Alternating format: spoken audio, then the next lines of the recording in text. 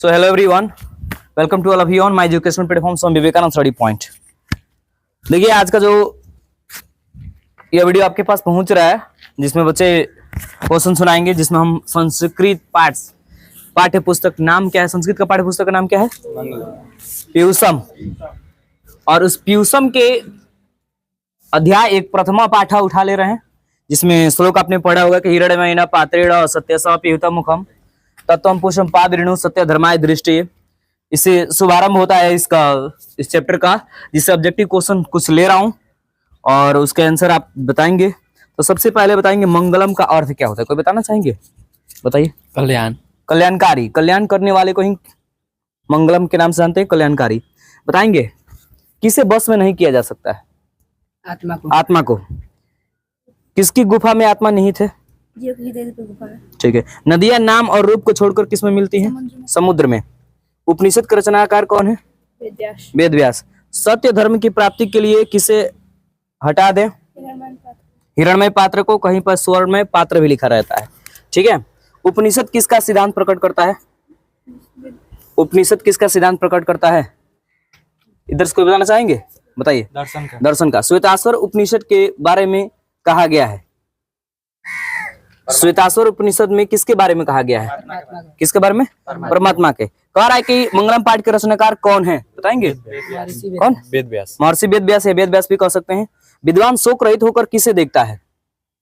परमात्मा को। परमात्मा को। इस लाइन से बताएंगे।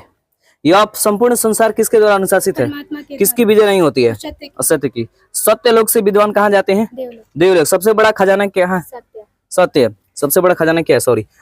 उपनिषद की संख्या 108। साधक किसको पार करते हैं? मृत्यु को। प्राणियों के हृदय रूपी गुफा में कौन बंद है?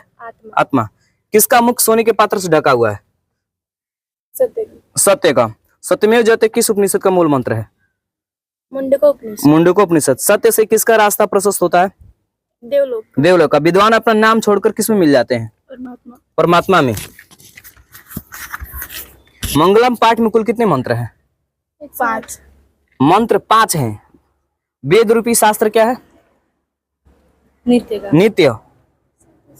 वेदा हमंत पुरुष महानतम डैश लिया गया है श्वेताश्वर उपनिषद से। किसके प्रभाव से विद्वान शोक रहित होते हैं? बताएंगे। किसे? इंद्रियों से। बताएंगे। कंठोपनिषद में किसके बारे में बताया गया है? बताइए। मोक्ष के बारे में। मंगलम पाठ के कितने मंत्र उपनिषद से लिया गया है? 4। उपनिषद का किसका अंतिम भाग? उपनिषद किसका अंतिम भाग है? बताना चाहेंगे? वैदिक साहित्य का। वैदिक साहित्य। ईशावास्य उपनिषद में किस विषय में कहा गया? ईशावास्य उपनिषद है, उसमें किसके बारे में बताया गया? किसके विषय में कहा गया है? किसके बारे में? आत्मा के बारे में। सत्य से किसका रास्ता प्रशस्त होता है? देवलोक का। सूक्ष्म से भी सूक्ष्म क्या है? आत्मा। किसकी गुफा में आत्मा निहित रहती है? नदियां नाम और रूप को छोड़कर किसमें मिलती हैं? उपनिषद के रचनाकार कौन बोले जाते हैं? सत्य की प्राप्ति के लिए किसे हटा दिया जाए? कहीं कहीं पर हिरण्मयेन पात्र लिखा हुआ, हिरण्मयेन पात्र को या सोने के पात्र को हिंदी में लिखा होना आ सकता है, या आ सकता है बेटा स्वर्णमय पात्र को। ये तीनों का अर्थ एक ही होगा, इतना जान लीजिए। इसके आधार पर आपको बताया कि सत्य लोक से विद्वान कहाँ जाते हैं? ठीक है। मंगलम पाठ में मंत्र किस रूप का है? पदयात्मक है। इसके बाद से उपनिषद किसका अंतिम भाग बोला गया है? वैदिक साहित्य का। यह पूरा संसार किसके द्वारा, मतलब संसार को कौन चलाता है जी? परमात्मा। उसी को क्वेश्चन बनाया गया है कि संपूर्ण संसार किसके द्वारा अनुशासित है? परमात्मा के द्वारा। ये रहे अपने मंगलम पाठ के जितने भी ऑब्जेक्टिव क्वेश्चन बन सकते थे। और इसके बाद जो सेकंड चैप्टर है जिसका नाम क्या है? पाटलिपुत्र वैभव। जो पटना है उसका वैभव के बारे में बताया गया सेकंड चैप्टर में।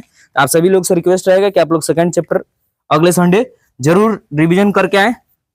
और देखिए संडे को ही संडे जो भी है सुना जाता है, तो इसमें आप सभी को दायित्व बनता है। तो चैप्टर नंबर 2 है ना, पाटलिपुत्र वैभव। अब चैप्टर नंबर 3 कौन है? आलस्य। अलस कथा है ना, तो अलस कथा और पाटलिपुत्र वैभव सेकंड में एक ही बार आप सुना दीजिए अगले संडे को। ओके। जो नहीं लिखे वो लिख लीजिए, जो भी नए ज्वाइन किए वो लिख लीजिएगा, जो पहले से लिखे वो रिवीजन कर लीजिएगा। चलिए, थैंक यू सो मच। जय हिंद, वंदे मातरम।